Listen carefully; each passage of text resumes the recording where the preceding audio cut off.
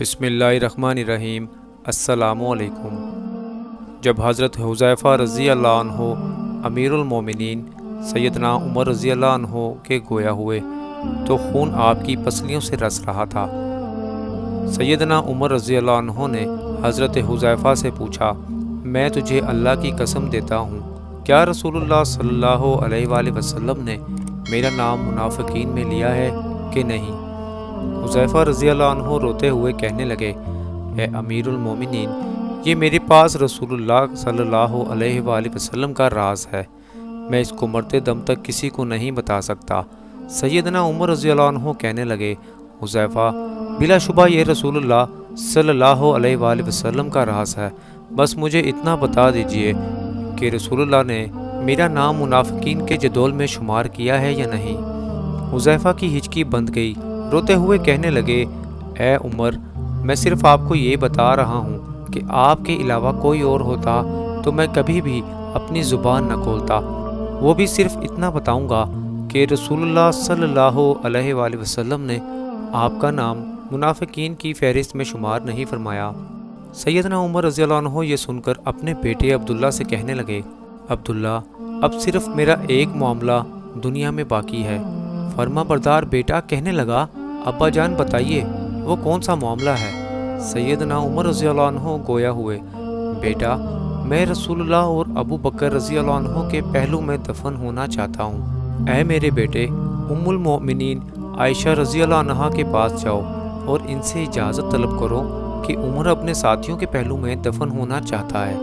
ہاں بیٹا، عائشہ رضی اللہ عنہ کو یہ نہ کہنا کہ امیر المومنین کا حکم ہے، بلکہ کہنا کہ آپ رضی اللہ عنہ کا بیٹا عمر آپ سے درخواست گزار ہے۔ ام المومنین عائشہ رضی اللہ عنہ کہنے لگیں، میں نے یہ جگہ اپنی قبر کے لیے مختص کر رکھی تھی، لیکن آج میں عمر کے لیے اس سے دستبردار ہوتی ہوں۔ عبداللہ مطمئن لوٹے اور اپنے ابا جان کو اجازت کا بتایا۔ سیدنا عمر رضی اللہ عنہ نے یہ سن کر اپنے رخسار کو زمین پر رکھ دیا۔ آداب فرزندی سے معمور بیٹا آگے بڑھا اور باپ کے چہرے کو اپنی گود میں رکھ لیا۔ باپ نے بیٹے کی طرف دیکھا اور کہا، اس پیشانی کو زمین سے کیوں اٹھایا؟ اس چہرے کو زمین پر واپس رکھ دو، ہلاکت ہوگی عمر کے لیے اگر اس کے رب نے اس کو قیامت کے دن معاف نہ کیا۔ رحمک اللہ یا عمر۔ سیدنا عمر رضی اللہ عنہ بیٹے عبداللہ کو یہ وصیت کر کے اس دار فانی سے کوچ کر گئے، جب میرے جنازے کو اٹھایا جائے اور مسجد نبوی میں میرا جنازہ پڑھایا جائے تو حذیفہ پر نظر رکھنا، کیونکہ اس نے وعدہ توڑنے میں تو شاید میرا حیا کیا ہو، لیکن دھیان رکھنا وہ میرا جنازہ بھی پڑھتا ہے یا نہیں۔ اگر تو حذیفہ میرا جنازہ پڑھے تو میری میت کو رسول اللہ صلی اللہ علیہ وسلم کے گھر کی طرف لے کر جانا اور دروازے پر کھڑے ہو کر کہنا، یا ام المومنین، اے مومنوں کی ماں، آپ کے بیٹے عمر کا جسد خاکی آیا ہے۔ ہاں، یہاں بھی یاد رکھنا، امیر المومنین نہ کہنا، عائشہ رضی اللہ عنہا مجھے بہت حیا کرتی ہیں۔ اگر تو عائشہ رضی اللہ عنہا اجازت مرحمت فرما دیں تو ٹھیک، اگر اجازت نہ ملے تو مجھے مسلمانوں کے قبرستان میں دفنا دینا۔ عبداللہ بن عمر رضی اللہ عنہ کہتے ہیں، ابا جان کا جنازہ اٹھایا گیا تو میری نظریں حذیفہ پر تھیں۔ حذیفہ آئے اور انہوں نے ابا جان کا جنازہ پڑھا۔ میں یہ دیکھ کر مطمئن ہو گیا اور ابا جان کی میت کو عائشہ رضی اللہ عنہا کے گھر کی طرف لے کر چلے، جہاں ابا جان کے دونوں ساتھی آرام فرما تھے۔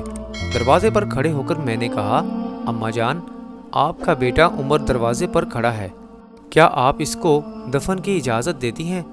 اماں عائشہ رضی اللہ عنہا نے فرمایا، مرحبا، امیر المومنین کو اپنے ساتھیوں کے ساتھ دفن ہونے پر مبارک ہو۔